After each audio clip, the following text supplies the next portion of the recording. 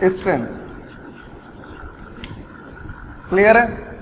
Basic strength निकालने का सबसे सिंपल फंडा क्या है, पहले इस चीज को समझेंगे। अगर मेरे पास बेसिक स्ट्रेंथ मुझे कंपेयर करना है तो मुझे यह पता होना चाहिए कि एक बेस क्या काम करता है, एक बेस क्या क्या कर सकता है। अगर मुझे यह पता है तभी मैं बेसिक स्ट्रेंथ का मतलब समझ सकता हूं। क्लियर है? और मैंने आपको एक बेस का मतलब बताया था बच्चों कि बेस का सिंपल सा मतलब होता है electron donating tendency. Electron donating tendency. तो मैं यहां पर सबसे पहले लिखना चाहूंगा एक बेस का काम क्या होता है, इलेक्ट्रॉन डोनेटिंग टेंडेंसी। ठीक है, इलेक्ट्रॉन डोनेट टेंडेंसी है। और दूसरी बात अगर मैं करूं तो बताएं इलेक्ट्रॉन डोनेट करने के बाद क्या ये अपनी तरफ H प्लस को एक्सेप्ट करता है, तो मैं ये लिख सकता हूं H प्लस एक्सेप्टर। क्लियर है? क्या इन्हीं दो पॉइंट्स पे अपनी बेसिक स्ट्रेंथ क्लियरली पता चल जाएगी? क्या हमेशा आपको ये चीज हमेशा पता है? सिंपल सी बात है क्या? और मुझे बताएं बच्चों, इंडक्टिव इफेक्ट में अपन ने एक चीज और पढ़ी थी कि base is inversely proportional to electronegativity. और इसको अगर प्रूफ करना चाहें तो आप प्रूफ कर सकते हैं।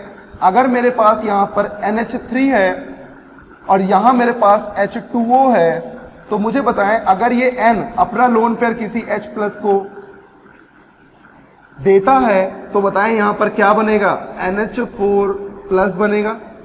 और ये जब किसी इलेक्ट्रॉन से H प्लस को अपनी तरफ लेता है तो यहां बनेगा H3O प्लस। इलेक्ट्रॉन डोनेट करने के बाद स्टेबल क्वांटिटी कौन सी है, ये है। क्यों? क्योंकि लेस इलेक्ट्रोनेगेटिव पे पॉजिटिव क्या होता है, परफेक्ट होता है। क्या समझ में आती है ये बातें? तो मुझे बताएं यहां मैं कह सकता हूं कि लेस इलेक्ट्रोनेगेटिव जितनी ज्यादा होगी उतना ज्यादा बेसिक स्ट्रेंथ क्या होगी, अच्छी होगी। क्लियर बात समझ में आती है? ये तब है जब हमारे पास अलग अलग फैमिली के ग्रुप गिवन होते हैं। तो पहला पॉइंट अपन ने ये सीख लिया, सेकंड पॉइंट अपन ने ये सीख लिया। थर्ड पॉइंट की अगर हम बात करें तो थर्ड पॉइंट बच्चों क्या होगा, थर्ड पॉइंट होगा इलेक्ट्रॉन डेंसिटी। क्या होगा, इलेक्ट्रॉन डेंसिटी। जितनी ज्यादा इलेक्ट्रॉन डेंसिटी होगी उतना ज्यादा इलेक्ट्रॉन डोनेट करने की पावर हमारे पास होगी। ऑब्वियस ही बात है यार, पैसे देने हैं तो पैसे होने चाहिए, तभी तो पैसे दे पाओगे। अगर मेरे पास इलेक्ट्रॉन डोनेट करने हैं तो इलेक्ट्रॉन होने चाहिए, तभी तो इलेक्ट्रॉन डोनेट कर पाओगे। इसका मतलब अगर मेरे पास किसी बेस की बात की जाती है तो बेस का मतलब होता है जितनी ज्यादा इलेक्ट्रॉन डेंसिटी होगी उतना बेस्ट बेस होगा, उतना अच्छा बेस होगा। क्लियर बात आती है समझ में? अब मुझे बताएं इलेक्ट्रॉन डेंसिटी की अगर हम बात करें, मान लीजिए एग्जांपल लेता हूं मैं आपके सामने। यहां पर मेनली एग्जांपल पूछा जाता है सेम फैमिली के लिए। जैसे किसी ने कहा फ्लोरीन माइनस है, क्लोरीन माइनस है, ब्रोमीन माइनस है और आयोडीन माइनस है। इनसे पूछा जाए कि बेसिक स्ट्रेंथ का ऑर्डर क्या होगा, तो आप कह सकते हो कि यहां पर इलेक्ट्रॉन डेंसिटी क्या है बच्चों, यहां इलेक्ट्रॉन डेंसिटी ज्यादा है। क्यों? क्योंकि जब हम डाउन द ग्रुप जाते हैं तो वहां पर साइज इंक्रीज होता है, और जब हम साइज की बात करें तो साइज छोटा है और चार्ज कंटेन है, तो इलेक्ट्रॉन डेंसिटी किस पर ज्यादा होगी, जिसका साइज छोटा होगा। इसका मतलब इलेक्ट्रॉन डेंसिटी किसकी अच्छी होगी, फ्लोरीन माइनस की, देन क्लोरीन माइनस की, देन ब्रोमीन माइनस की, देन आयोडीन माइनस की। तो इतना समझ में आया आपको कि कैसे कैसे बेसिक स्ट्रेंथ यहां पर पूछा जा सकता है। चलिए कुछ क्वेश्चन करते हैं और समझते हैं कि कैसे हम बेसिक स्ट्रेंथ को कंपेयर कर रहे हैं। बेसिक स्ट्रेंथ का मतलब है किसका ऑर्डर, केबी, और केबी और पी केबी में क्या अंतर होता है, इनवर्सली प्रोपोर्शनल का रिलेशन। जैसे के ए है, के ए का मतलब के एसिडिक स्ट्रेंथ, के बी का मतलब के basic strength, B for basic strength. तो बताइए क्वेश्चन नंबर 1 की बात करें, अगर क्वेश्चन नंबर 1 में आप ध्यान दो, अगर मान लो मेरे पास किसी ने कहा कि मुझे बताइए ये NH2 है और एक जगह यहां NH2।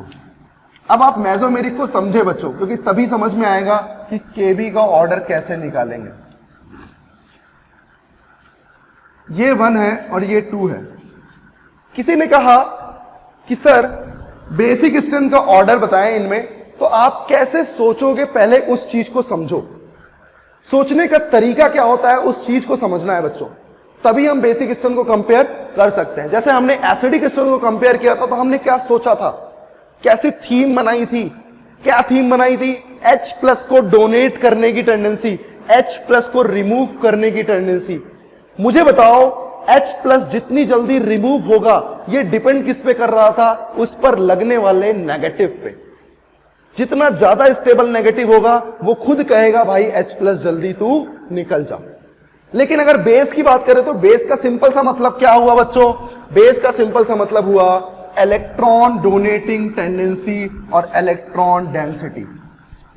सिंपल बात है, अगर इलेक्ट्रॉन डोनेटिंग टेंडेंसी खूब बेस्ट होगी तो हमें पता है कि वहां बेसिक स्ट्रेंथ क्या होगी, अच्छी होगी। अब मुझे बताओ यार, क्या पहले वाले कंपाउंड में N का लोन पेयर डीलोकलाइज कर रहा है और सेकंड वाले में N का लोन पेयर जैसा है वैसा ही बना हुआ है? तो मुझे बताओ, जब ये लोन पेयर अपने आप को खर्च कर रहा है, अपने आप को डीलोकलाइजेशन में व्यस्त कर रहा है, अपने आप को खाली कर रहा है, तो बताओ किसी दूसरे को देने में क्या दिक्कत होगी? बिल्कुल दिक्कत होगी। यार मुझे बताओ, अगर मेरे पास पैसे हैं, मेरे से किसी दोस्त ने पैसे मांगे, ऑब्वियस सी बात है मैं पैसे दूंगा। लेकिन अगर मेरे घर में खर्चे बहुत ज्यादा हैं, अगर मेरे घर में खर्चे बहुत ज्यादा हैं, तो क्या मैं उसे पैसे डोनेट कर पाऊंगा? नहीं कर पाऊंगा। मैं उसे पैसे तब दे सकता हूं जब मेरे खुद के खर्चे क्या हो, कम हो। वैसा ही है ये बेसिक स्ट्रेंथ। अगर मान लीजिए ये लोन पेयर में पार्टिसिपेट कर रहा है तो क्या ये दूसरे को देने में दिक्कत करेगा? दूसरे को देने की टेंडेंसी इसकी कम होगी, और जब कम होगी तो बेसिक स्ट्रेंथ भी क्या हो जाएगी, कम हो जाएगी। इसका लोन पेयर क्या है बच्चों, लोकलाइज्ड है, और लोकलाइज्ड का मतलब क्या होता है, इसका लोन पेयर जैसा है वैसा बना हुआ है, ये इजीली किसी को इलेक्ट्रॉन डोनेट कर सकता है। तो बताएं यहां पर लोन पेयर क्या कर रहा है, डीलोकलाइज्ड कर रहा है, और यहां पर लोकलाइज्ड है। और मुझे बताओ, लोकलाइज्ड इलेक्ट्रॉन पेयर जल्दी किसी को इलेक्ट्रॉन डोल सकता है क्योंकि वो रेजोनेंस में पार्टिसिपेट नहीं कर रहा है। तो केबी का ऑर्डर क्या हो जाएगा, 2 इज ग्रेटर देन 1। चीजों को समझो, ये मत देखो कि यार वहां पर रेजोनेंस हो रहा है तो अच्छी बात है। अरे यार रेजोनेंस हो रहा है, वो क्वांटिटी कुछ और है, यहां बात हम कुछ और कर रहे हैं। तो कैसे हम बता सकते हैं कि यहां पर बेसिक स्ट्रेंथ रेजोनेंस की अच्छी होगी? नहीं, क्योंकि हमें पता है बेस का मतलब होता है इलेक्ट्रॉन डोनेट करने की टेंडेंसी, और इलेक्ट्रॉन डोनेट करने की टेंडेंसी तभी अच्छी होगी जब इलेक्ट्रॉन पेयर खूब सारे बने बैठे हों। क्लियर? तो चलिए दूसरा क्वेश्चन करते हैं। यहां पर मान लीजिए ये नाइट्रोजन है,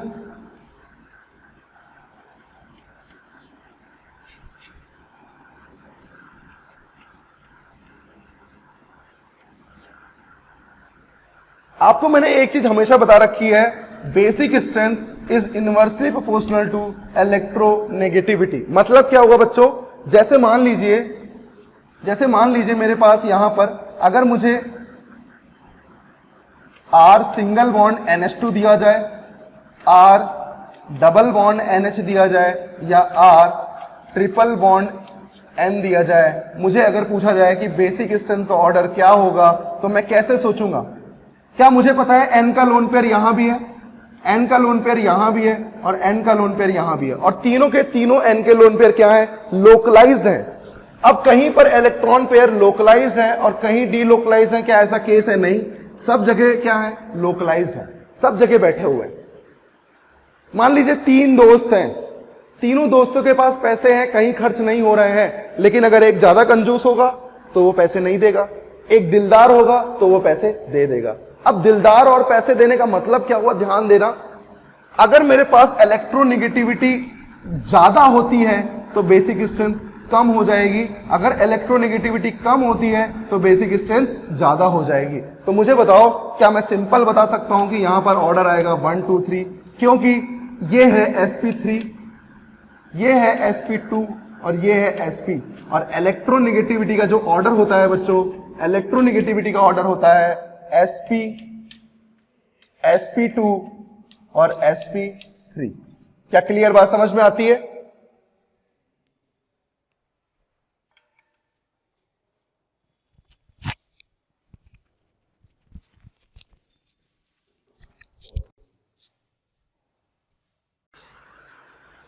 तो बच्चों यहां पर बात हम कर रहे थे कि जैसे हम बेसिक स्ट्रेंथ की बात करते हैं तो यहां पर मेनली हमें क्या देखना होता है, अगर हम इस पॉइंट को ध्यान से देखें तो basic strength is inversely proportional to electronegativity. अब इलेक्ट्रोनेगेटिविटी की बात करो तो मुझे बताओ, sp है, sp2 है और sp3 है, इलेक्ट्रोनेगेटिविटी किसकी ज्यादा होती है? क्या मुझे ये पता है? मैंने ये जीओसी में पहले भी पढ़ रखा है, क्या क्लियर बात है? तो मुझे बच्चों ये बताएं कि फर्स्ट में, सेकंड में और थर्ड में क्या मेरे पास इलेक्ट्रोनेगेटिविटी के ऑर्डर पे मैं आंसर कर सकता हूं? बिल्कुल कर सकता हूं बच्चों। और इलेक्ट्रोनेगेटिविटी के ऑर्डर पे आंसर आएगा 1 2 3। क्या क्लियर बात समझ में आ गई? इसे हम दूसरी तरीके से भी समझ सकते हैं। कैसे? अगर ये n का लोन पेयर मान लीजिए किसी को H प्लस देता है तो मुझे बताएं यहां क्या बन के आएगा? R NH3 plus. यहां की अगर हम बात करें तो क्या बनकर आएगा? R double bond NH2 plus. और यहां अगर हम बात करें तो यहां क्या बन के आएगा? R triple bond NH plus. इसका मतलब बच्चों सबसे स्टेबल क्वांटिटी अभी भी कौन है? 1 है। क्यों? क्योंकि लेस इलेक्ट्रोनेगेटिव पे पॉजिटिव क्या होता है? स्टेबल होता है। तो आपको इतना प्रूफ करने की जरूरत नहीं है, ये मैं आपको समझाने के लिए कर रहा हूं। आपको जनरली क्या देखना है? इलेक्ट्रोनेगेटिविटी, और उसके बेसिस पे क्या करना है? आंसर दे देना है। अब मुझे ये बताओ बच्चों, same as it is question number 2, अगर इसमें first, second and third option को हम देखें तो फर्स्ट ऑप्शन में क्या हो रहा है? क्या यहां पर n का लोन पेयर लोकलाइज्ड है? यहां पर भी n का लोन पेयर लोकलाइज्ड है, और यहां पर भी n का लोन पेयर क्या है बच्चों? लोकलाइज्ड है। यार ये लोकलाइज्ड का मतलब क्या होता है? लोकलाइज्ड का मतलब होता है बच्चों इलेक्ट्रॉन पेयर रेजोनेंस में पार्टिसिपेट नहीं कर रहा है, उसे हम कहते हैं लोकलाइज्ड। बात करें तो बताओ, यहां पर है sp3, यहां पर है sp3 और यहां है sp2। इसका मतलब मुझे क्लियरली पता लगा कि यहां sp3 जो होंगे बच्चों वो सबसे पहले आएंगे और sp2 बाद में आएगा, जैसे अपन ने यहां किया। क्लियर? तो मुझे बताओ सबसे पहले कौन आएगा, 1 या 2? अब 1 में देखो तो कार्बन कार्बन कार्बन है जो कि इलेक्ट्रॉन डोनेट करेंगे। 2 में जो ये ऑक्सीजन लगा हुआ है, इसकी इलेक्ट्रोनेगेटिविटी की वजह से ये इलेक्ट्रॉन अपनी तरफ क्या करेगा? खींचना चाहेगा। इसका मतलब कुछ ना कुछ इलेक्ट्रॉन डेंसिटी को ये क्या करेगा? डिक्रीज करेगा, जिसकी वजह से इलेक्ट्रॉन डोनेटिंग टेंडेंसी में क्या आएगा? फर्क आएगा। इसका मतलब बताएं बच्चों, KB का order 1 is greater than 2 is greater than 3। 3 सबसे पीछे क्यों आया? क्योंकि बच्चों ये sp2 था। और ध्यान रखना बच्चों, कभी भी डबल बॉन्डेड से नाइट्रोजन कार्ब जुड़ा हो तो वो उसका लोन पेयर कभी भी डीलोकलाइज नहीं करता, वो हमेशा लोकलाइज्ड रहता है। तो चलिए और एग्जांपल करते हैं, और एग्जांपल को समझते हैं यहां पर कि कैसे हमने यहां पर बेसिक स्ट्रेंथ के ऑर्डर को लिखा। क्लियर है? चलिए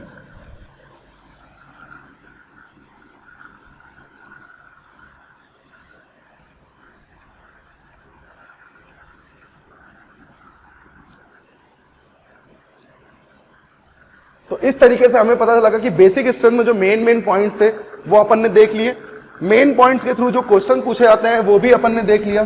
तो चलिए क्वेश्चन नंबर एक और फिर करते हैं, जिससे हमें और अच्छे से क्लियर हो जाए। जैसे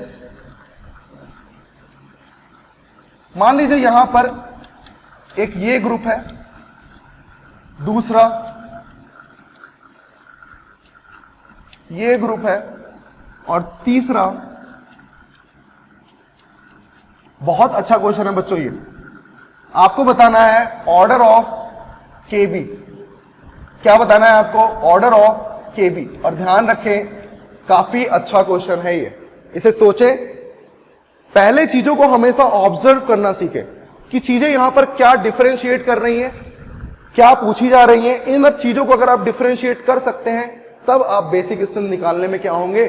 बहुत अच्छे से वहां पर बेसिक स्ट्रेंथ आप निकाल सकते हैं। क्लियर बात समझ में आती है?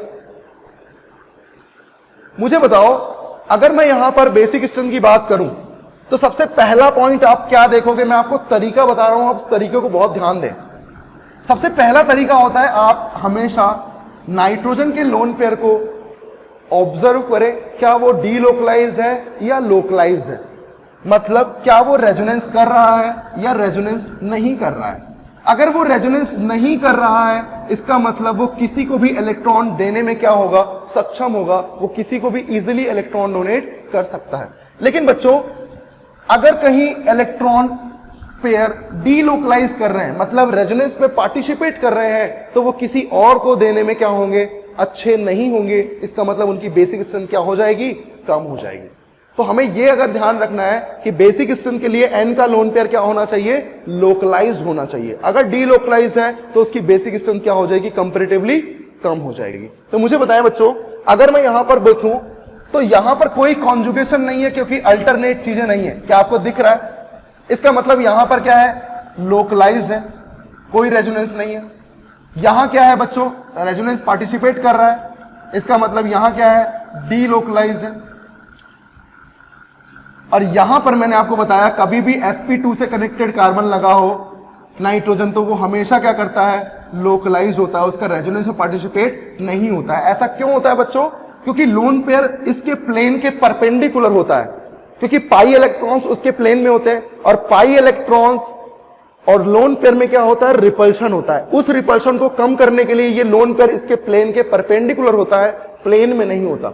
अब जब प्लेन के परपेंडिकुलर है तो कभी भी वो क्या रेजोनेंस करेगा नहीं, क्योंकि रेजोनेंस हमेशा कहां होता है, प्लेनर चीजों में होता है। तो मुझे बताएं, क्या यहां पर 1 और 3 पहले आएंगे और 2 बाद में आएगा? इसका मतलब केबी का ऑर्डर अगर हम देखें तो 1 और 3 में पहले कौन आएगा? क्या ये sp3 है और बच्चों ये sp2 है? तो बताओ, लेस इलेक्ट्रोनिगेटिव, इसका मतलब 1 is greater than 3 is greater than 2। क्या समझ में आ गया? चलिए एक क्वेश्चन आप करें, क्योंकि आपको भी आइडिया होना चाहिए कि क्वेश्चन अपन प्रैक्टिस कर कैसे रहे। क्लियर? चलिए फटाफट करें बच्चों। मान लीजिए कुछ इस तरीके से मेरे पास एटम कनेक्टेड है, ठीक है। अब आपको कंपेयर करना है बच्चों बेसिक स्ट्रेंथ। तो सबसे पहले बेसिक चीजों का आप ध्यान क्या रखोगे कि बेसिक स्ट्रेंथ का मतलब होता है electron donating tendency. Electron donating tendency कब अच्छी होगी, खुद से सोचें। अगर वो इलेक्ट्रॉन डोनेट करना चाह रहा है, इसका मतलब उसके पास इलेक्ट्रॉन होने चाहिए, इलेक्ट्रॉन डेंसिटी मैक्सिमम होनी चाहिए। और इलेक्ट्रॉन डेंसिटी मैक्सिमम कब होगी? जब उसके सारे लोन पेयर, सारे इलेक्ट्रॉन पेयर उसके पास हो, कोई विड्रॉइंग टेंडेंसी ना हो, कोई किसी तरीके का कोई रिपल्शन फैक्टर ना हो, किसी तरीके का कोई इलेक्ट्रोनेगेटिविटी का फैक्टर ना हो। इसका मतलब अगर मुझे कंपेयर करना है 1, 2, 3 में, तो मैं बेसिक स्ट्रेंथ कैसे कंपेयर करूंगा, इस चीज को आप ध्यान से देखें। मुझे बताएं, कंपाउंड 1 में, 2 में और 3 में क्या सब जगह लोन पेयर डीलोकलाइज हो रहा है? डीलोकलाइज का मतलब क्या होता है बच्चों? रेजोनेंस में पार्टिसिपेशन करने को हम कहते हैं डीलोकलाइज, और रेजोनेंस में पार्टिसिपेशन नहीं होता उसको हम बोलते हैं लोकलाइज। क्लियर होती बात? क्वेश्चन नंबर 1 में देखें आप, तो बताएं यहां पर भी डीलोकलाइज है, यहां पर भी डीलोकलाइज है और यहां पर भी डीलोकलाइज है। लेकिन इन तीनों में कुछ ऐसे फैक्टर हैं जो इनको डिफरेंशिएट कर रहे हैं, जो इनको अलग बना रहे हैं। हमें उन्हीं फैक्टर्स को क्या करना है, ध्यान देना है। अब मुझे बताओ, क्या पहले वाले कंपाउंड में किसी भी एटम का कोई इन्वॉल्वमेंट है इस कंपाउंड की इलेक्ट्रॉन डेंसिटी में? बिल्कुल नहीं है, आप देख सकते हैं।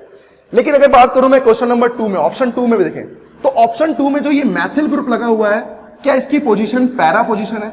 और मैंने आपको बताया था पैरा पोजीशन पे हमेशा रेजोनेंस फैक्टर लगता है, और ये अपना मैक्सिमम रेजोनेंस फैक्टर क्या दे सकता है, हाइपर कॉन्जुगेशन, जिससे इलेक्ट्रॉन डेंसिटी क्या होगी, इंक्रीज होगी। ऑब्वियसली बात है यार, अगर कोई डोनेटिंग टेंडेंसी है तो ऑब्वियसली वो इलेक्ट्रॉन डेंसिटी को क्या करेगा, इंक्रीज करेगा। अगर मैं बात करूं क्वेश्चन नंबर 3 में, तो क्या यहां पर क्लोरीन, मैंने आपको हमेशा बताया है हैलाइड ग्रुप की इलेक्ट्रोनेगेटिविटी इतनी ज्यादा होती है जिसकी वजह से सिर्फ और सिर्फ ये माइनस आई इफेक्ट शो करते हैं। और माइनस आई इफेक्ट का मतलब क्या होता है बच्चों, इलेक्ट्रॉन विड्रॉइंग टेंडेंसी।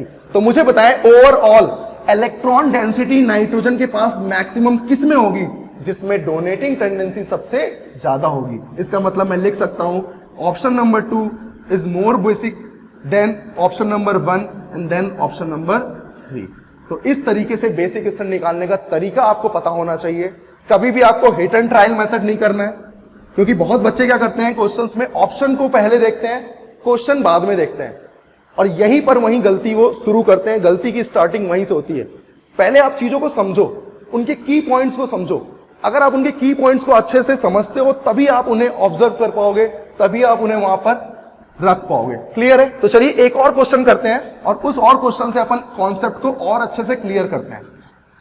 मान लीजिए यहां पर मेरे पास NH2 है, कुछ इस तरीके से लगा दिया मैंने। सेकंड ऑप्शन में मैंने NH2 को क्या किया, डबल बॉन्डेड से कनेक्टेड कर दिया, और थर्ड में मैंने क्या किया बच्चों, इस NH2 ग्रुप को मैंने इस डबल बॉन्ड O से कनेक्टेड कर दिया। बहुत ध्यान से देखें इस क्वेश्चन को, बहुत ही अच्छा क्वेश्चन है। क्या मुझे बेसिक स्ट्रेंथ पूछी जा रही है? फिर से वही बात रिपीट करना चाहूंगा। बेसिक स्ट्रेंथ का मतलब क्या होगा? Electron density. Overall electron density जितनी मैक्सिमम होगी उतनी ही डोनेटिंग टेंडेंसी क्या होगी? अच्छी होगी। अगर मेरे पास पैसे हैं ही नहीं तो मैं पैसे दे पाऊंगा क्या? नहीं दे पाऊंगा। अगर मुझे पैसे देने हैं तो मेरे पास पैसे होने चाहिए। यही कॉन्सेप्ट है बेसिक स्ट्रेंथ का। मुझे बताएं फर्स्ट ऑप्शन में, क्या फर्स्ट ऑप्शन में सबसे पहले लोन पेयर को ऑब्जर्व करें तो क्या लोन पेयर यहां डीलोकलाइज हो रहा है? अब जब लोन पेयर रेजोनेंस में पार्टिसिपेट कर रहा है तो वो किसी दूसरे को देने में क्या टेंडेंसी उसकी अच्छी होगी या बेकार होगी? खुद सोचे, बेकार होगी। ऑब्वियस सी बात है यार, उसके लोन पेयर सारे के सारे क्या हो गए? खर्च हो गए। सारे के सारे खर्च हो गए तो किसी दूसरे को देने में क्या होगी? दिक्कत होगी। सेकेंड ऑप्शन में देखें तो सेकेंड ऑप्शन में इसका लोन पेयर क्या है? लोकलाइज्ड है। कहीं पर भी कोई रेजोनेंस नहीं हो रहा है, और रेजोनेंस नहीं हो रहा है तो ओवरऑल इलेक्ट्रॉन पेयर क्या कर सकता है? वो डोनेट कर सकता है। इसका मतलब इसकी बेसिक स्ट्रेंथ कंपैरेटिवली पहले वाले से क्या होगी? ज्यादा अच्छी होगी। अब बात करते हैं बच्चों थर्ड ऑप्शन में। थर्ड ऑप्शन में अगर बात करें तो लोन पेयर की टेंडेंसी देखो तो इसका भी रेजोनेंस हो रहा है। अब यार क्वेश्चन फंस गया कि सर पहले में भी रेजोनेंस हो रहा है और थर्ड में भी रेजोनेंस हो रहा है। अब हम कैसे समझे कि पहला ज्यादा अच्छा बेस होगा या तीसरा अच्छा बेस होगा?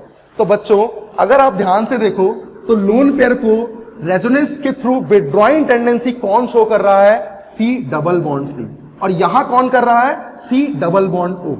और जिसकी इलेक्ट्रोनेगेटिविटी ज्यादा होती है उसकी विथड्रॉइंग टेंडेंसी क्या होगी? ज्यादा होगी। और जितनी विथड्रॉइंग टेंडेंसी ज्यादा होगी लोन पेयर की इलेक्ट्रॉन डेंसिटी को कम करने में सबसे बड़ा हाथ किसका होगा?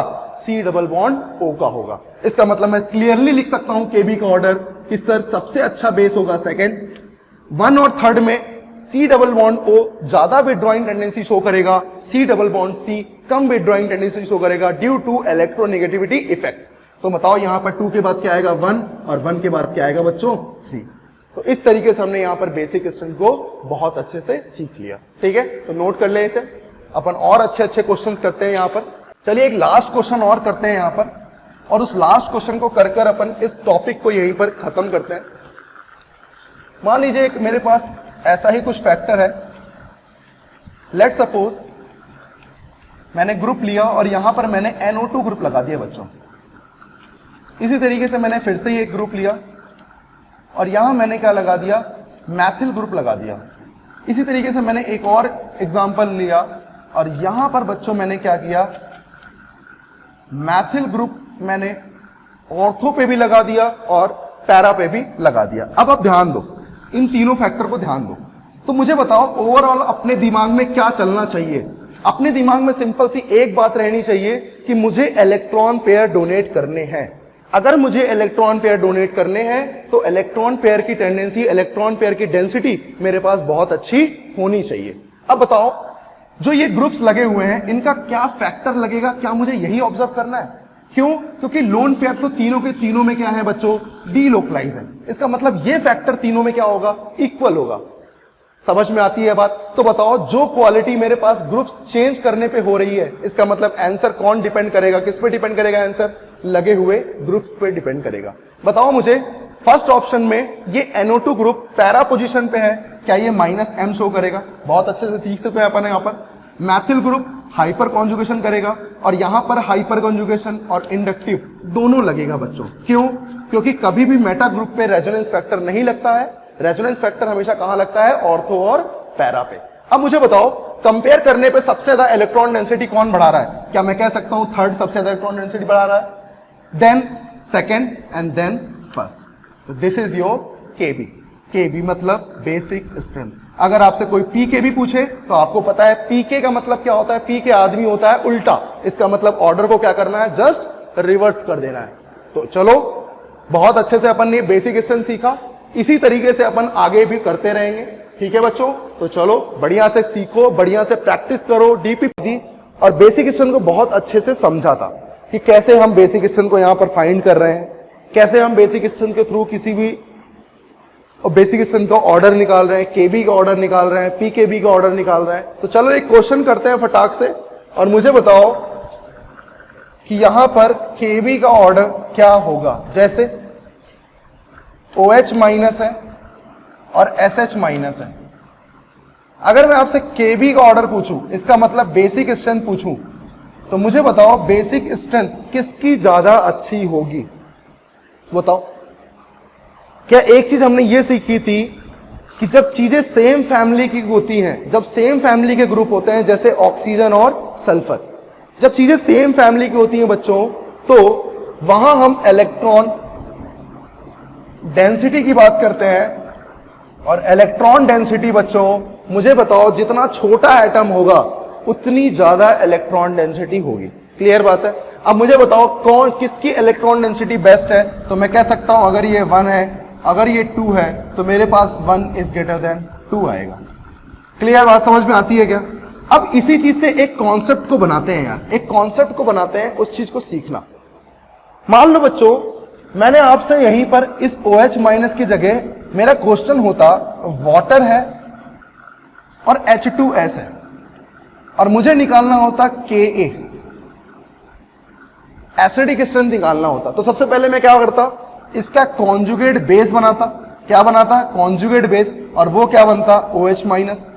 इसका कॉन्जुगेट बेस बनाता और वो क्या बनता? SH minus. अब मुझे बताओ कॉन्जुगेट बेस जब हमने बनाया है तो उसकी बेसिक स्ट्रेंथ ज्यादा अच्छी किसमें है? तो मुझे बताओ अगर मैं Ka का ऑर्डर लिखता तो मुझे पता है साइज फैक्टर वर्क करता और S माइनस जीत जाता। अगर मैं यही Kb पूछता तो जितना अच्छा एसिड है, जितना अच्छा एसिड है उसका कॉन्जुगेट बेस उतना ही क्या होगा? वीक होगा। जैसे अगर मेरे पास यहां पर OH माइनस था, SH माइनस था, क्या यहां OH माइनस की बेसिक स्ट्रेंथ ज्यादा अच्छी थी, SH माइनस की कम अच्छी थी? तो किस तरीके से Ka और Kb में रिवर्स ऑर्डर आता है, क्या आपको पता चल गया? नेगेटिव की स्टेबिलिटी अलग बात है, बेसिक स्ट्रेंथ अलग बात है, यह आप ध्यान रखो। कंपैरिजन को मिक्स मत करो। तो आपको हमेशा एक चीज ध्यान रखनी है कि strong acid have a weak conjugate base. Strong acid have weak conjugate base. क्या समझ में आता है? स्ट्रॉन्ग एसिड है ये, लेकिन वीक क्या है इसका? कॉन्जुगेट बेस की बेसिक स्ट्रेंथ है। तो बताओ बच्चों, मैं ये लाइन यहां पर ठीक कर सकता हूं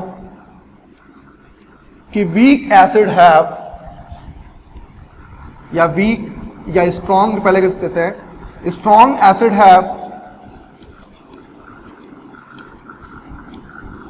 week conjugate base and vice versa. ठीक, मतलब अगर मेरे पास वीक एसिड है तो उसका कॉन्जुगेट बेस बाकी अच्छा होगा, अगर स्ट्रॉन्ग एसिड है तो उसका कॉन्जुगेट बेस वीक होगा। क्या क्लियर बात समझ में आती है? चलिए इसके आगे की बात करते हैं। तो मुझे ये बताइए बच्चों, अगर मेरे पास बेसिक स्ट्रेंथ निकालने को दिया जाता तो मेरे पास ये लाइन मुझे पता चल गई है। अब बताइए अगर मेरे पास बोले कोई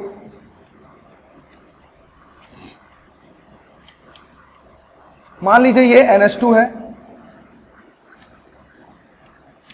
ये NH2 है और ये NH2 है, इनमें मुझे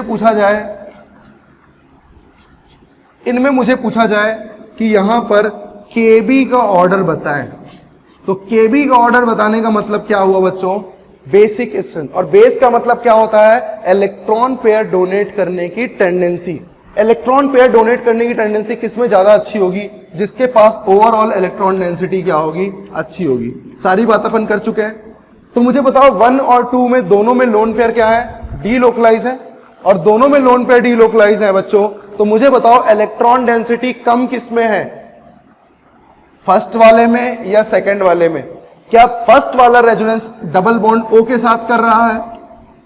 सेकंड वाला रेजोनेंस डबल बॉन्ड C के साथ कर रहा है? डबल बॉन्ड O की खींचने की टेंडेंसी, विड्रॉइंग टेंडेंसी अच्छी होगी, और डबल बॉन्ड C की विड्रॉइंग टेंडेंसी क्या होगी? कम होगी। क्लियर है? तो मुझे बताओ जितने ज्यादा इलेक्ट्रॉन ये खींच लेगा, किसी दूसरे को देने में क्या होगी? दिक्कत होगी। और थर्ड वाले में देखो तो लोन पेयर बिल्कुल बैठा हुआ है, मस्त मौज कर रहा है। इसका मतलब मैं कह सकता हूं कि थर्ड की बेसिक स्ट्रेंथ सबसे ज्यादा होगी, देन सेकंड की होगी, देन 1 की होगी। सेकंड और 1 में कैसे देखा? सेकंड में कम खींचेगा, कम विड्रॉइंग टेंडेंसी है, और फर्स्ट में ज्यादा विड्रॉइंग टेंडेंसी है। तो चले आगे क्वेश्चन करते हैं थोड़ा सा। मान लीजिए मेरे पास एक और क्वेश्चन यहीं पर होता, सब में मैं क्या पूछ रहा हूं, अब इसमें मुझे पी के भी निकालना है, तो पी के भी अगर कोई पूछे तब भी आपको निकालना क्या होगा, के बी ऑर्डर निकालना होगा। क्लियर बात समझ में आती है। मान लीजिए मेरे पास CH3 माइनस है, NH2 माइनस है, OH माइनस है और F माइनस है। क्या मुझे पता है कि बेसिक स्ट्रेंथ, BS मतलब क्या होता है, basic strength is inversely proportional to electronegativity. मुझे बताओ इलेक्ट्रोनेगेटिविटी के ऑर्डर पे अगर हम आंसर करें तो बताओ यहां पर आंसर क्या आएगा, दिस इज के बी। अब पी के बी पूछा है तो पी के बी क्या होगा, उल्टा, उल्टा मतलब F minus, then OH minus, then NH2 minus and then CH3 minus. क्या समझ में आता है? तो आपको यह चीज क्लियर हो गई कि यहां पर बेसिक स्ट्रेंथ कैसे हम निकाल रहे हैं। चलिए एक और क्वेश्चन करें यहां पर फटाक से। मान लीजिए मेरे पास और ये N है, क्लियर। अगर मुझे आप ये बताएं कि मेरे पास अगर पूछा जाए 1, 2 और 3 में बेसिक स्ट्रेंथ का ऑर्डर बताओ, तो कॉन्सेप्ट अच्छा है, ध्यान देंगे बच्चों इसको, कॉन्सेप्ट काफी अच्छा है। क्या कॉन्सेप्ट है, क्या आपको ओवरऑल ये देखना है कि इलेक्ट्रॉन डेंसिटी किसमें मैक्सिमम है। अगर इलेक्ट्रॉन डेंसिटी की बात करें तो ये नाइट्रोजन लोन पेयर रेजोनेंस में पार्टिसिपेट नहीं कर रहा है, बल्कि फर्स्ट में भी रेजोनेंस कर रहा है और थर्ड में भी रेजोनेंस कर रहा है। क्लियर बात दिखती है। अब यार मुझे पता लग गया कि जो भी है सेकंड की बेसिक स्ट्रेंथ क्या होने वाली है, सबसे बेस्ट होने वाली है, इतना मुझे पता चल गया।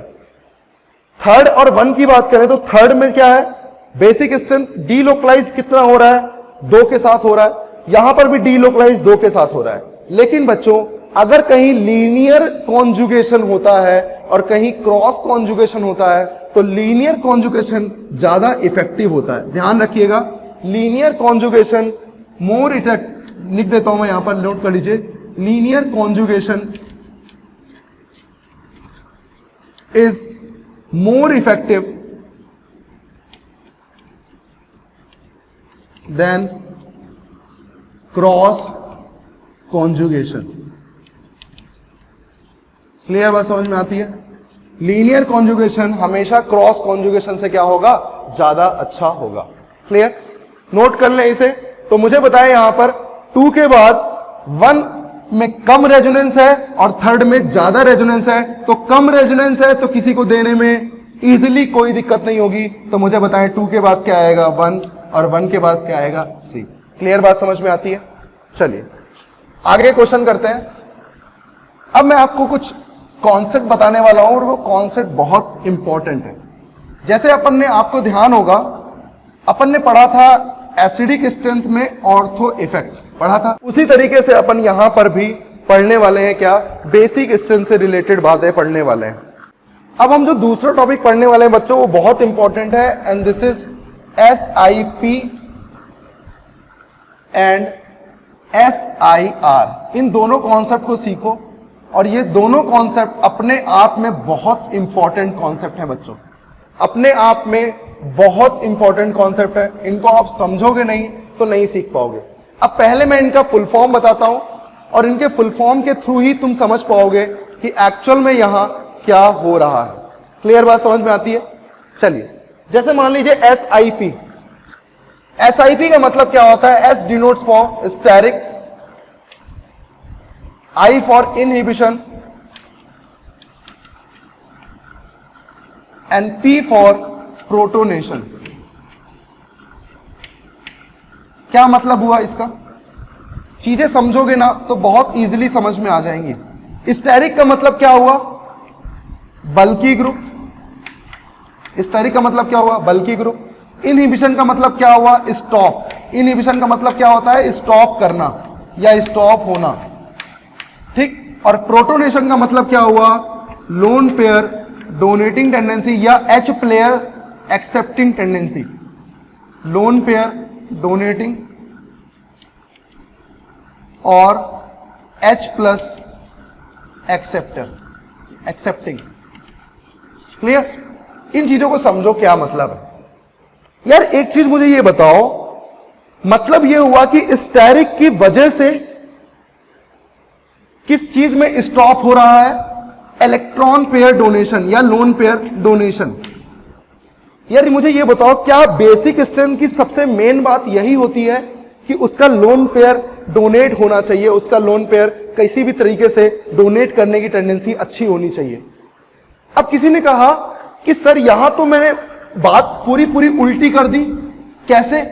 बल्कि ग्रुप की वजह से किस काम में रुकावट हो गई है? बेसिक स्ट्रेंथ का जो काम है प्रोटोनेशन करना, उसमें रुकावट हो गई है। अगर उसमें रुकावट हो गई है तो क्या मैं ये समझूंगा कि SIP की वजह से बेसिक स्ट्रेंथ में कमी आएगी? मैं किसी दयालु आदमी को बोलूं कि भाई दया करना बंद कर दे यार, मान किसी दयालु आदमी को बोलूं कि भाई दया करना कम कर दो, क्या वो करेगा? वो बोलेगा भाई भाग जाओ नहीं तो बहुत मारूंगा, यही बोलेगा वो। समझ में आ रहा है? इसी तरीके से बेसिक स्ट्रेंथ, उसको मैं बोलूं कि भाई लोन पेयर देना बंद कर दे, वो बोलेगा भाई मुझसे मेरी जान ले रहा है क्या? उससे उसकी जान मांग ली उसने, क्या वो बोलेगा? नहीं। इसका मतलब क्या स्टेरिक की वजह से प्रोटोनेशन में रुकावट ही क्या कहलाती है? SIP। अब मैं समझाता हूं कि कैसे यहां पर वर्क करता है प्रोसीजर, उस चीज को यहां पर सीखो। कैसे?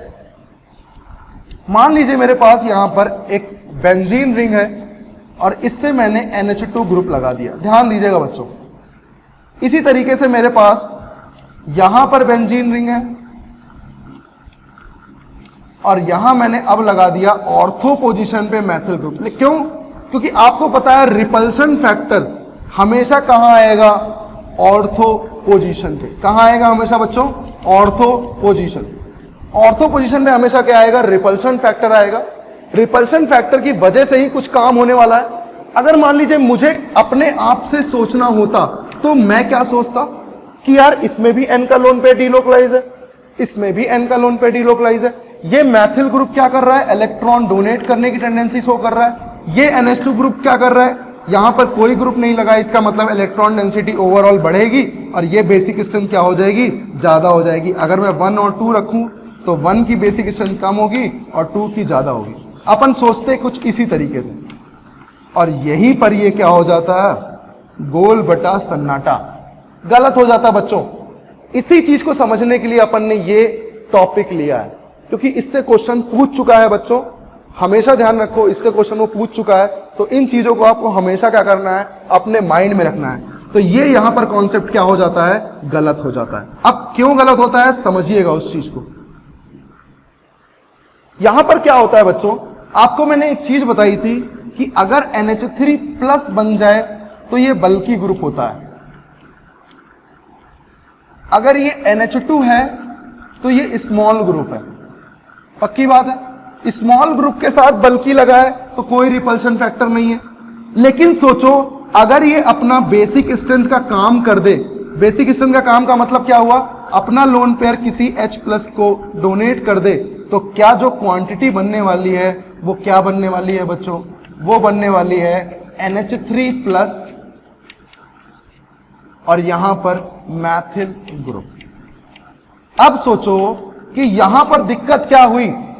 अब जब स्मॉल ग्रुप था तब इसमें रिपल्शन बिल्कुल नहीं था, लेकिन जब ये बल्कि बन गया, और ये बल्कि ग्रुप होता ही है, मुझे पता है कार्बन कंटेनिंग ग्रुप क्या होते हैं? बल्कि ग्रुप होते हैं। तो वहां पर जब बल्कि ग्रुप है तो वहां वो रिपल्शन फैक्टर को क्या करेगा? इंक्रीज करेगा। समझिए, ऑब्जर्व करिए चीजों को। तो बच्चों हमने यहां पर एक चीज ये देखी कि कैसे यहां पर लोन पेयर डोनेट करने के बाद ये ग्रुप क्या बन गया? बल्कि, और ये पहले से क्या है? बल्कि। और मुझे बताइए कि अपन ने ऑर्थो इफेक्ट में पढ़ रखा था, इनमें इतना ज्यादा रिपल्शन होगा कि ये अपने आप को संभाल नहीं पाएंगे और कंपाउंड अनस्टेबल हो जाएगा। समझ में आ रही है? अब आप इस चीज को समझो, पूरी चीज को, कि यार अगर मुझे किसी ने बोला कि यार पैसे दे दो, तो मैंने उसको पैसे दे दिए। ठीक, मैंने उसको पैसे दे दिए, अभी मेरे पास कोई दिक्कत नहीं, मैंने उसको पैसे दे दिए। पैसे देने के बाद उस चीज को लेकर मेरे घर में लड़ाई शुरू हो गई कि तुमने उसको पैसे क्यों दिए, क्यों दिए, क्यों दिए। तो क्या मैं उसको आगे से पैसे दूंगा? नहीं दूंगा। फिर से समझिए इस चीज को कि अगर यहां पर ये लोन पेयर डोनेट नहीं करता तो आपस में खुश था, खूब खुश था कि भाई कोई रिपल्शन नहीं है, कोई दिक्कत नहीं है। लेकिन जैसे ही इसने लोन पेयर दिया, अब भाई साहब इसमें रिपल्शन शुरू हो गया। क्या ये कोई ऐसा काम करना चाहेगा जिससे इसको अनस्टेबिलिटी मिले? बिल्कुल नहीं करना चाहेगा, इसीलिए यहां पर क्या लिखा जाता है, SiP। स्टेरिक की वजह से प्रोटोनेशन में रुकावट, प्रोटोनेशन में स्टॉपेज। तो बताओ क्या ये एक बेसिक स्ट्रेंथ के लिए बहुत बेकार बात है? बिल्कुल अच्छी। अगर यहां पर बोले तो ये इजीली किसी को दे सकता है और देने के बाद इसको कुछ दिक्कत नहीं होगी, कोई रिपल्शन फैक्टर नहीं होगा क्योंकि यहां कोई ग्रुप लगा ही नहीं है। तो मुझे बताओ यहां पर अगर KB का ऑर्डर बोलूं तो KB का ऑर्डर बेसिक स्ट्रेंथ कम किसकी होगी, इस वाले की। क्यों? क्योंकि ये अपना जो बेस का काम है वो ही नहीं कर पा रहा है। तो ओवरऑल स्टोरी आपको समझ में आई कि स्टेरिक की वजह से किस चीज में रुकावट, प्रोटोनेशन में। तो अगर आपको ये थ्योरी समझ में आ गई तो आप इस वर्ड को समझ सकते हो, इस सारी चीजों को समझ सकते हो। तो सिंपल सी बात है, मैं कोई ऐसा काम नहीं करना चाहूंगा जिससे मुझे अनस्टेबिलिटी आए। आप ऐसा कोई काम नहीं करना चाहोगे जिससे आपको अनस्टेबिलिटी आए। क्लियर बात है?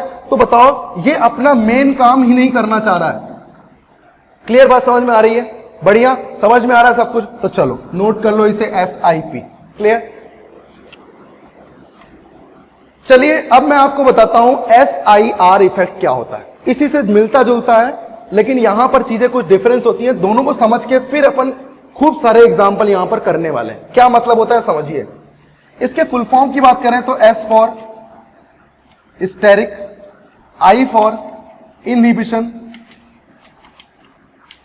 And R for resonance. अब समझिएगा कि क्या मतलब है। स्टेरिक का मतलब आप सबको पता है, यहां स्टेरिक का मतलब क्या है, रिपल्शन से। स्टेरिक का मतलब क्या है, रिपल्शन, या मैं कह सकता हूं बल्कि ग्रुप के प्रेजेंट से। किसके प्रेजेंट से? बल्कि ग्रुप के प्रेजेंट से। इनहिबिशन का मतलब क्या है, अभी आपने देखा, इनहिबिशन का मतलब होता है रुकावट या फिर स्टॉपेज। क्लियर? रेजोनेंस का मतलब सिंपल आपको पता है, रेजोनेंस का वर्क क्या होता है, उस चीज में रुकावट। अब यार इसका मतलब क्या हुआ, इसकी कहानी क्या है, इसकी कहानी भी समझते हैं। मुझे बताओ किसी भी बेसिक स्ट्रेंथ में मैं बेस को बोलूं कि यार तू ऐसा काम करो, रेजोनेंस मत करो, तो बोलेगा बहुत बढ़िया है यार, मैं रेजोनेंस नहीं करूंगा तो मैं खूब खुश रहूंगा और मैं किसी को भी इलेक्ट्रॉन पेयर दे सकता हूं। सही बात है। अगर रेजोनेंस कर लेगा तो किसी को इलेक्ट्रॉन देने में दिक्कत नहीं होगी, उसको दिक्कत होगी। इसका मतलब अगर मेरे पास कोई ऐसा फैक्टर वर्क कर रहा है SIR, तो वहां पर जब ये रेजोनेंस करने में रुकावट करेगा, ये बेसिक स्ट्रेंथ के लिए अच्छी बात है या बुरी बात है? अच्छी बात है। इसका मतलब बच्चों SIR इफेक्ट की अगर हम बात करें तो SIR इफेक्ट में आपको ध्यान क्या रखना है, SIR इफेक्ट में आपको ध्यान रखना है कि मेरे पास यहां पर अगर कोई नाइट्रोजन कंटेनिंग के साथ मैथिल ग्रुप लगे हैं और साथ ही साथ यहां पर भी बल्कि ग्रुप है और यहां पर भी बल्कि ग्रुप है। क्यों? मैंने आपको एसिडिक स्ट्रेंथ में बताया था कि जब दोनों साइड बल्कि ग्रुप होते हैं और बीच में भी बल्कि होता है तो वो इतना रिपल्शन करते हैं, इतना रिपल्शन करते हैं कि वहां पर ये रिपल्शन कम करने के लिए अपना प्लेन चेंज कर देते हैं। क्या कर देते हैं? Plane change. अब प्लेन चेंज कर दिया तो इसके लोन पेयर का प्लेन भी चेंज हो गया, और लोन पेयर का प्लेन चेंज हो गया बच्चों, तो क्या वो इस बेंजीन रिंग के साथ रेजोनेंस करेगा? नहीं करेगा। और नहीं करेगा तो किसी को भी लोन पेयर देने में क्या होगी? कोई दिक्कत नहीं होगी। क्लियर है? तो ये क्या होता है, आपस में इतने रिपल्शन करते हैं नाइट्रोजन के ग्रुप कि ये इजिली यहां पर रोटेट हो जाते हैं। यहां पर जो ग्रुप है, यहां पर जो ग्रुप है ये हो सकता है N मैथिल मैथिल भी हो सकता है, ये एक मैथिल ग्रुप भी हो तब भी हो सकता है। अगर लेकिन ये NH2 है तो यहां पर कोई ग्रुप नहीं होगा, यहां पर SIR नहीं होगा। मतलब SIR ग्रुप के लिए बीच में क्या होना चाहिए? अगर एक मैथिल कंटेनिंग है तब भी यहां पर SIR हो जाएगा, अगर दो मैथिल कंटेनिंग है तब भी यहां SIR हो जाएगा। इसका मतलब, मेरे कहने का मतलब क्या हुआ कि इसकी वजह से बेसिक स्ट्रेंथ क्या होगी बच्चों? बेसिक स्ट्रेंथ इंक्रीज कर जाएगी। क्या कर जाएगी? बेसिक स्ट्रेंथ इंक्रीज कर जाएगी। और इसी तरीके से SIP में क्या होगा? बेसिक स्ट्रेंथ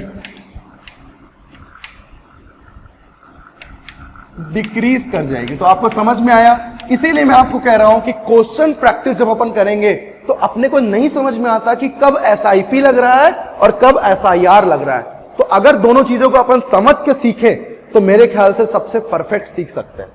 ठीक? तो समझ के सीखो, परफेक्ट सीख जाएंगे और फिर उसके बाद क्या है भाई, मौज मौज करेंगे फिर। क्लियर? तो चलो सिंपल। तो चलो मुझे बताओ, क्या यहां पर बेसिक स्ट्रेंथ इंक्रीज कर जाएगी? क्यों? फिर से समझाता हूं मैं। स्टेरिक की वजह से रुकावट हो रही है, किसमें? रेजोनेंस में। इस लोन पेयर से इसमें रेजोनेंस में रुकावट हो रही है, किसकी वजह से? स्टेरिक की वजह से। तो बताओ रेजोनेंस में रुकावट है, क्यों रुकावट है? क्योंकि रिपल्शन बहुत ज्यादा है। इस रिपल्शन को मिनिमाइज करने के लिए प्लेन क्या करेगा? चेंज कर देगा और इजीली किसी को भी H प्लस दे सकता है, क्योंकि लोन पेयर क्या है उसके पास? बचे हुए हैं। क्लियर बात समझ में आती है? चलिए आगे करते हैं, नोट कर लीजिए बच्चों दोनों।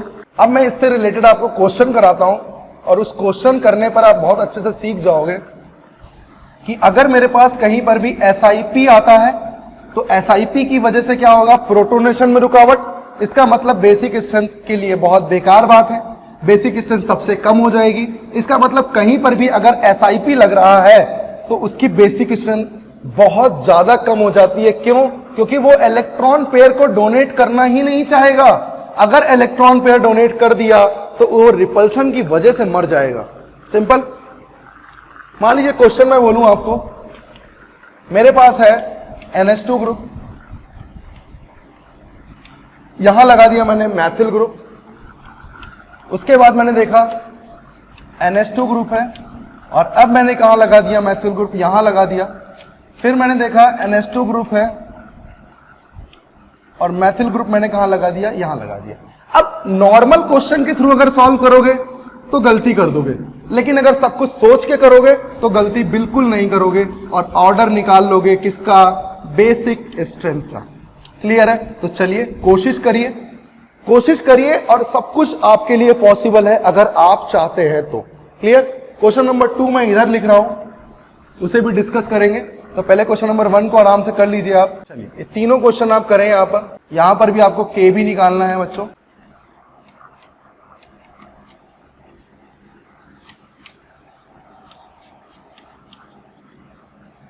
चलिए मुझे बताएं ऑर्डर ऑफ बेसिक स्ट्रेंथ क्या होगा इन तीनों क्वेश्चन में। आराम से करें, सोच के करें, अभी जल्दबाजी नहीं करनी है आपको, अभी कोई एग्जाम नहीं है।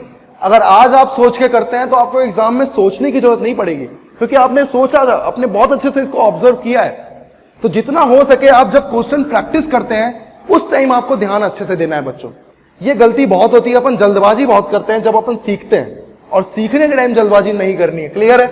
चलिए क्वेश्चन नंबर 1 को सॉल्व करते हैं। मुझे बताइए यहां पर क्या ऐसे कुछ ग्रुप्स आपको दिख रहे हैं जो फैक्टर प्रोवाइड कर रहे हैं? जैसे अपन ने अभी पढ़ा SIP। बिल्कुल बच्चों, यहां पर क्या हो रहा है? SIP। क्या मतलब है SIP का? स्टेरिक इनहिबिशन इन प्रोटोनेशन। स्टेरिक की वजह से प्रोटोनेशन में रुकावट। इनहिबिशन का मतलब क्या होता है बच्चों? रुकावट। क्लियर? अब बताओ, प्रोटोनेशन का काम जो बेसिक स्ट्रेंथ के लिए सबसे मेन काम था, मैंने वही काम रोक दिया, क्या वो बेसिक स्ट्रेंथ इसकी बेकार हो जाएगी? बिल्कुल बेकार हो जाएगी बच्चों। तो मुझे बताओ, क्या यहां पर 1 की जो बेसिक स्ट्रेंथ होगी वो सबसे बेकार होगी? क्या क्लियर बात समझ में आती है? क्यों? क्योंकि यहां पर प्रोटोनेशन करना ही नहीं चाहेगा, बेसिक स्ट्रेंथ अपना काम करना ही नहीं चाहेगा। बात करें 2 और 3 में, कोई रिपल्शन फैक्टर नहीं है, और कोई रिपल्शन फैक्टर नहीं है बच्चों, तो मुझे बताओ यहां पर है हाइपर कॉन्जुगेशन और यहां है इंडक्टिव इफेक्ट। यहां पर क्या है? हाइपर कॉन्जुगेशन और यहां क्या है बच्चों? Inductive effect. इसका मतलब क्या ये इलेक्ट्रॉन डेंसिटी को ज्यादा इंक्रीज कर पाएगा और ये इलेक्ट्रॉन डेंसिटी को उतना इंक्रीज नहीं कर पाएगा? तो मुझे बताओ ऑर्डर क्या होगा बच्चों? ऑर्डर हो जाएगा 2 3 1। तो बच्चों यहां पर हमने कैसे यहां पर 2 3 1 लिखा, क्या आपको क्लियर हो चुका है? सबसे पहले अपन ने यहां क्या देखा था बच्चों कि अगर मुझे कहीं पर भी SIP इफेक्ट दिखता है, मतलब स्टेरिक की वजह से प्रोटोनेशन में रुकावट, तो वहां बेसिक स्ट्रेंथ क्या होगी? सबसे कम होगी। इसलिए मैंने यहां बेसिक स्ट्रेंथ क्या किया? सबसे कम किया हुआ है। 2 और 3 की कंपैरिजन करें तो 2 और 3 में बच्चों 2 की इलेक्ट्रॉन डेंसिटी बहुत बढ़ेगी, 3 की इलेक्ट्रॉन डेंसिटी कम बढ़ेगी। इसका मतलब ऑर्डर होगा 2 3 1। बात करते हैं बच्चों यहां पर, मुझे बताएं क्या आपको अभी मैंने SIR इफेक्ट पढ़ाया है? और SIR इफेक्ट में क्या होता है बच्चों? स्टेरिक की वजह से रेजोनेंस में रुकावट। SIR का मतलब क्या हुआ? स्टेरिक की वजह से रेजोनेंस में रुकावट। इसका मतलब क्या मैं कह सकता हूं कि इस नाइट्रोजन का लोन पेयर जो भी है क्या वो लोकलाइज्ड है। अब लोकलाइज्ड है बच्चों, और इसका लोन पेयर क्या है, डी लोकलाइज्ड है, और इसका भी क्या है, डी लोकलाइज्ड है। इसका मतलब जो सबसे बेस्ट बेस होगा वो 1 होगा। इतना क्लियर है, क्लियर, क्योंकि इसका लोन पेयर क्या है, लोकलाइज्ड है। लेकिन बच्चों अगर 2 और 3 की बात करें तो 2 और 3 में मैंने देखा कि दोनों के लोन पेयर क्या है, डी लोकलाइज्ड है। इसका मतलब लगे हुए ग्रुप डिपेंड करेंगे कि इसकी इलेक्ट्रॉन डेंसिटी कितनी ज्यादा होगी। तो मुझे बताओ यहां पर इलेक्ट्रॉन डेंसिटी क्या हो जाएगी, हाइपर कॉन्जुगेशन की वजह से बढ़ जाएगी। इसका मतलब ऑर्डर होगा 1, 1 के बाद 3, 3 के बाद 2। क्लियर।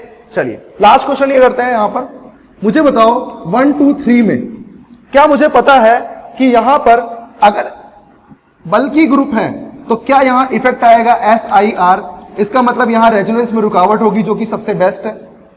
यहां पर बल्कि ग्रुप की वजह से प्रोटोनेशन में रुकावट मतलब SIP। इसका मतलब ये प्रोटोनेशन नहीं करना चाहेगा, इसका मतलब बेसिक स्ट्रेंथ क्या होगी, सबसे कम होगी।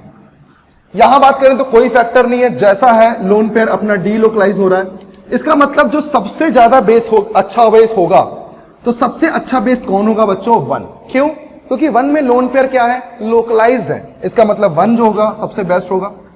2 और 3 की बात करें तो 2 और 3 में क्या होगा बच्चों, यहां डीलोकलाइजेशन है, यहां डीलोकलाइज नहीं कर रहा है। इसका मतलब मैं कर सकता हूं 1 के बाद आएगा 3 और 3 के बाद आएगा 2, क्योंकि 2 में क्या है, SIP है। SIP में क्या होगा, प्रोटोनेशन का वर्क रुक जाएगा, जिसकी वजह से बेसिक स्ट्रेंथ सबसे कम हो जाएगी। नोट कर लें बच्चों इसे। तो अपन ने ये सीख लिया कि कैसे यहां पर SIP इफेक्ट लग रहा है और कैसे SIR इफेक्ट लग रहा है, सीख गए अपन। ये बहुत इंपॉर्टेंट पॉइंट है बच्चों, तो इसको ध्यान रखना है आपको। क्लियर है। अब मैं आपको थोड़ा सा इंपॉर्टेंट एक NCERT की पॉइंट बता रहा हूं, क्योंकि वो भी बहुत पूछा जाता है। कैसे पूछता है बच्चों वो, यहां पर बेसिक स्ट्रेंथ बहुत अच्छे से हमें पूछा जाता है। क्या पूछा जाता है समझिएगा बच्चों। यहां पर अगर मेरे पास कभी भी बोले ये 1 डिग्री एमाइन है, कौन सा कंटेनिंग, मैथिल ग्रुप कंटेनिंग, मतलब या तो 1 डिग्री एमाइन होगा, या तो 2 डिग्री एमाइन होगा, या तो 3 डिग्री एमाइन होगा। अब 1 डिग्री, 2 डिग्री और 3 डिग्री में अगर मुझसे किसी ने कहा कि सर मुझे बेसिक स्ट्रेंथ निकालना है, क्या निकालना है बच्चों, बेसिक स्ट्रेंथ। तो बेसिक स्ट्रेंथ का मतलब क्या हुआ, जितनी इलेक्ट्रॉन डेंसिटी उतनी ज्यादा बेसिक स्ट्रेंथ। क्लियर बात समझ में आती है। यहां पर जब बेसिक स्ट्रेंथ पूछी जाती है, बहुत इंपॉर्टेंट है क्वेश्चन, जेईई मेंस में आ चुका है, एडवांस में आ चुका है, नीट में आ चुका है, तो इस कभी भी किसी भी एग्जाम में पूछा जा सकता है। क्लियर। मुझे बताओ अगर मुझे कभी भी बेसिक स्ट्रेंथ पूछी जाती है तो हमेशा यहां पर 2 फेज होंगे, पहला गैसियस फेज और दूसरा एक्वस फेज। अगर कभी भी कुछ ना लिखा हो तो आप हमेशा क्या मानोगे, एक्वस फेज मानोगे, मतलब प्रेजेंस ऑफ वाटर मानोगे आप, प्रेजेंस ऑफ वाटर। कब, जब कुछ भी ना लिखा हो। लेकिन अगर गैसियस फेज ब्रैकेट में लिख के आ रहा है कि ब्रैकेट में गैसियस फेज लिखा हो और पूछे बेसिक स्ट्रेंथ का ऑर्डर क्या होता है, तो आप कैसे निकालोगे। तो ध्यान देना बच्चों, अगर मुझे कभी गैसियस फेज के बारे में बोलता तो गैसियस फेज का मतलब क्या हुआ, किसी एक जार में इन सारे ग्रुप्स को रखा गया, कोई भी इन्वॉल्वमेंट बाहर का कुछ भी नहीं है। इसका मतलब जो इस कंपाउंड में हो रहा होगा हमें उसी को ऑब्जर्व करना है। अगर मैं देखूं तो यहां पर 3 मैथिल ग्रुप क्या करेंगे, बहुत ज्यादा इलेक्ट्रॉन डेंसिटी बढ़ाएंगे। यहां पर 2 मैथिल ग्रुप ज्यादा इलेक्ट्रॉन डेंसिटी नहीं बढ़ा पाएंगे और 1 मैथिल ग्रुप और कम इलेक्ट्रॉन डेंसिटी बढ़ा पाएगा। इसका मतलब गैसियस फेज में सबसे ज्यादा इलेक्ट्रॉन डेंसिटी 3rd की होगी, देन 2 की होगी, देन 1 की होगी, और यही आपका बेसिक स्ट्रेंथ का ऑर्डर होगा। कब, N containing Maithil group. Clear है। अब बताओ मुझे, अगर मेरे पास एक्वस फेज बोलता है तब क्या होगा। तो चीजें समझो बच्चों। एक्वस फेज का मतलब हुआ कि यहां प्रेजेंस किसकी है बच्चों, वाटर की है। किसकी प्रेजेंस है, वाटर की। वाटर मॉलिक्यूल हर तरीके से क्या होंगे, डिवाइड होंगे, कोई दिक्कत नहीं है। तो मुझे बताओ अगर मेरे पास ये नाइट्रोजन कंटेनिंग मैथिल ग्रुप है तो 1 है, अगर 1 डिग्री है तो ये क्या करेगा, इलेक्ट्रॉन डेंसिटी तो मैथिल बढ़ा ही रहा है, साथ ही साथ जब ये रिएक्शन करने जाएगा, H+ लेने जाएगा, तो कोई दिक्कत नहीं होगी क्योंकि यहां पर कोई रिपल्शन फैक्टर नहीं है। आप खुद सोचो, अगर मुझे H+ लेने जाना है तो मैं क्या कर रहा हूं, मैं उनके इलेक्ट्रॉन पेयर को क्या कर रहा हूं, शेयर कर रहा हूं। जब शेयर कर रहा हूं तो ऑर्बिटल अगर अगल बगल बड़े नहीं है तो अच्छे से शेयरिंग होगी। अगर ऑर्बिटल्स बड़े बड़े लगे होंगे तो क्या शेयरिंग हो पाएगी, नहीं हो पाएगी। इसका मतलब बच्चों, जब 1 डिग्री होता है तब बहुत अच्छे से वहां पर शेयरिंग हो जाती है। 2 डिग्री होता है तो और अच्छे से शेयरिंग हो जाती है। क्यों? क्योंकि ये इलेक्ट्रॉन डेंसिटी भी बढ़ा रहा है और ये क्या करेगा, इलेक्ट्रॉन ले सकता है। इसका मतलब 2 डिग्री में भी कोई दिक्कत नहीं है। लेकिन बच्चों अगर 3 डिग्री आता है तो 3 डिग्री में क्या होता है बच्चों, मैथिल ग्रुप तो इलेक्ट्रॉन डेंसिटी बढ़ा रहा है, नो डाउट, लेकिन जब ये अपना इलेक्ट्रॉन पेयर 1 को देने जाता है, H को लेने जाता है, तो इन मैथिल ग्रुप का रिपल्शन बहुत ज्यादा हो जाता है, जिसकी वजह से ये H+ को अपनी तरफ एक्सेप्ट ही नहीं कर पाता। और मुझे बताओ, अगर H+ को एक्सेप्ट ही नहीं कर पा रहा है तो क्या 3 डिग्री की बेसिक स्ट्रेंथ सबसे कम होगी? सिंपल सी बात है। तो बच्चों यहां जो ऑर्डर आता है एक्वस फेज में, वो आता है 2 degree, then 1 degree, then 3 degree. क्या समझ में आती है इतनी चीजें? क्लियर बात समझ में आ गई? तो एक्वस फेज में ऑर्डर क्या होता है बेसिक स्ट्रेंथ का, बहुत इंपॉर्टेंट है, ध्यान रखना। It's very very very important. क्यों हुआ 3 डिग्री कम? क्यों हुआ?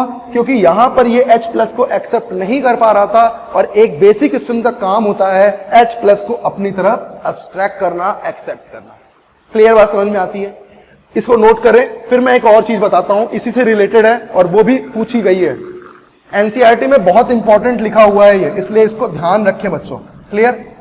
अब इसी में बच्चों एक और चीज पूछी जाती है, N कंटेनिंग मैथिल ग्रुप। तो आपने सीख लिया कि N कंटेनिंग मैथिल ग्रुप में क्या होता है। गैसियस फेज में तो आपको क्या देखना है, जो चीज आपको दिख रही है कि इलेक्ट्रॉन डेंसिटी मैक्सिमम हो रही है तो मैं मैक्सिमम कर दूंगा, इलेक्ट्रॉन डेंसिटी मुझे लग रही है कम हो रही है तो मैं कम कर दूंगा। इसका मतलब वो किस पर डिपेंड कर रही है, इलेक्ट्रॉन डेंसिटी पर डिपेंड कर रही है, गैसियस फेज। लेकिन एक्वस फेज की जब हम बात करेंगे तो वहां लोन पेयर क्या होने चाहिए, डोनेटिंग टेंडेंसी पे होनी चाहिए। जितना ज्यादा डोनेशन होगा उतनी बेसिक स्ट्रेंथ क्या होगी, अच्छी होगी। मान लीजिए यहां पर मेरे पास N कंटेनिंग एथिल ग्रुप है, ध्यान रखिएगा, 1 डिग्री, 2 डिग्री एंड 3 डिग्री। अगर मेरे पास 1 डिग्री है, 2 डिग्री है और 3 डिग्री है बच्चों, तो यहां पर क्या होता है, बहुत अच्छी बात मैं आपको सिखाने जा रहा हूं। क्या? बेसिक स्ट्रेंथ में मैंने आपको बताया 2 फेज होते हैं। पहला फेज होता है बच्चों गैसियस फेज और दूसरा होता है एक्वस फेज। मैंने आपको बताया अगर कुछ भी ना लिखा हो तो आप क्या मानोगे, एक्वस फेज मानोगे। अगर लिख के आ रहा है तभी आप क्या मानोगे, गैसियस फेज मानोगे। पहले बात करते हैं गैसियस फेज की। तो गैसियस फेज में तो कोई दिक्कत नहीं है। क्यों नहीं है? क्योंकि यहां पर अगर हम बात करें तो गैसियस फेज में जितने ज्यादा इलेक्ट्रॉन डोनेट करने वाले ग्रुप होंगे उतनी ज्यादा इलेक्ट्रॉन डेंसिटी क्या होगी, बढ़ेगी। इसका मतलब ऑर्डर होगा 3, 2, 1। तो मुझे गैसियस फेज को याद करने में कोई दिक्कत नहीं है। मैथिल कंटेनिंग में भी ऑर्डर क्या आ रहा था, 3, 2, 1, और इसमें भी ऑर्डर क्या आ रहा है, 3, 2, 1। लेकिन जो ये मुझे ध्यान रखना है, जो मुझे याद रखना है, वो है एक्वस फेज। अब क्या होता है एक्वस फेज में, ध्यान दो। अगर मेरे पास मान लो N lone pair containing ethyl group है, तो यहां क्या होता है बच्चों, लोन पेयर जब ये एक्वस फेज में डिसॉल्व होता है तो ये 1 डिग्री तो इजीली क्या कर सकता है, H+ को अपनी तरफ एक्सेप्ट कर सकता है। 2 डिग्री है वो भी कर सकता है,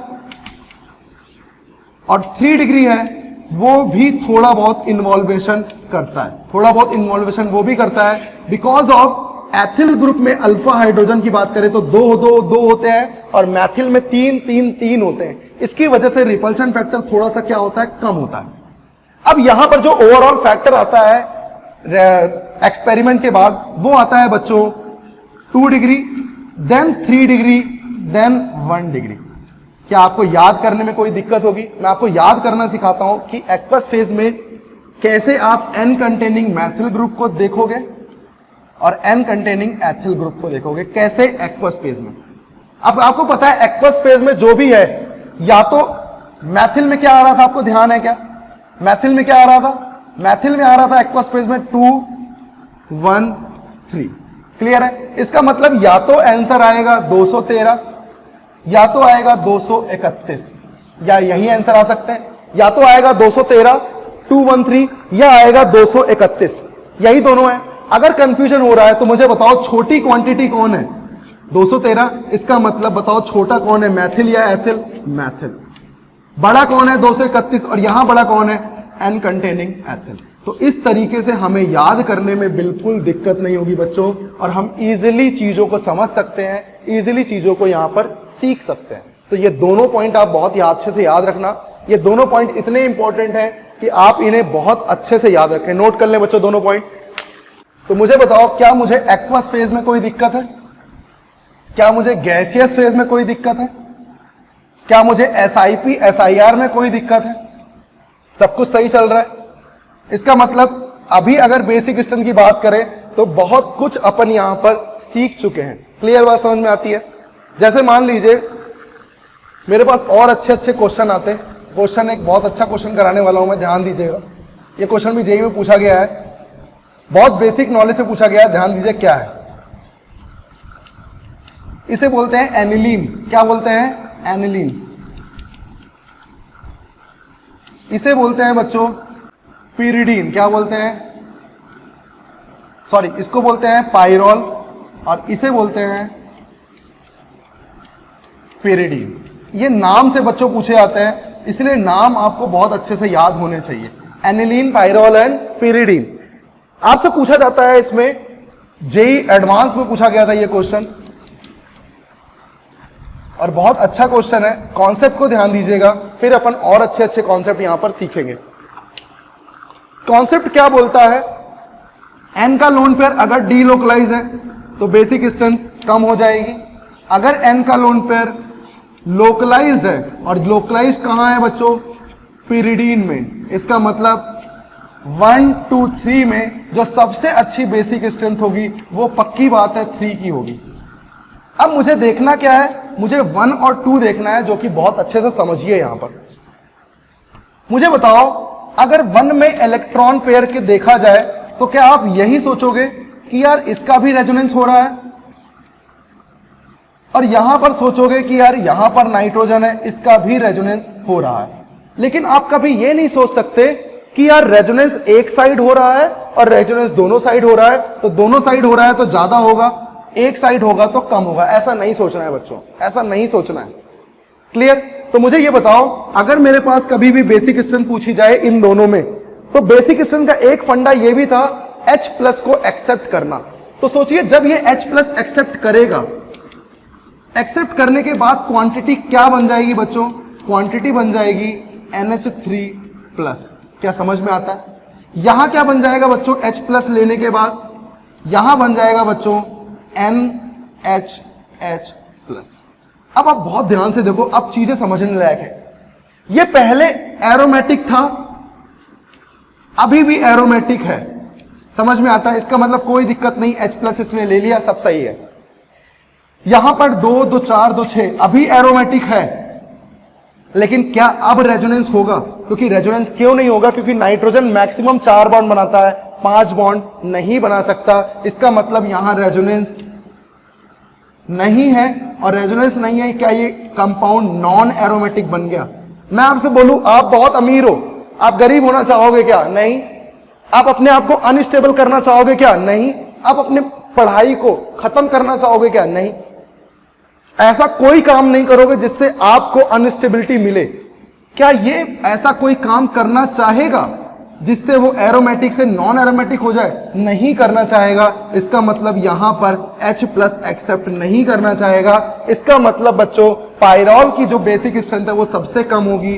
आंसर आएगा 3 1 2। क्लियर बात समझ में आती है? नोट कर लें बच्चों, इसे पूछा गया क्वेश्चन है जेईई में, बहुत अच्छे से यहां नोट कर लें इसे। क्लियर है बच्चों? तो इस तरीके से हमने यहां पर देखा कि कैसे हम बेसिक स्ट्रेंथ ऑर्डर निकाल पा रहे हैं, कैसे हम बेसिक स्ट्रेंथ को समझ पा रहे हैं। तो आज का लेक्चर अपन यहीं समाप्त करते हैं। नेक्स्ट क्लास में अपन और अच्छे से सीखेंगे कि कैसे कैसे यहां पर बेसिक स्ट्रेंथ निकाली जाती है, कैसे कैसे बेसिक स्ट्रेंथ के और क्वेश्चन आते हैं। इसी के साथ अपन यहां पर लेक्चर को एंड करते हैं, और इसी तरीके से आप एंजॉय करते रहें, पढ़ते रहें, और चीजों को बच्चों नोट करते रहें। क्लियर है? तो चलिए, थैंक यू।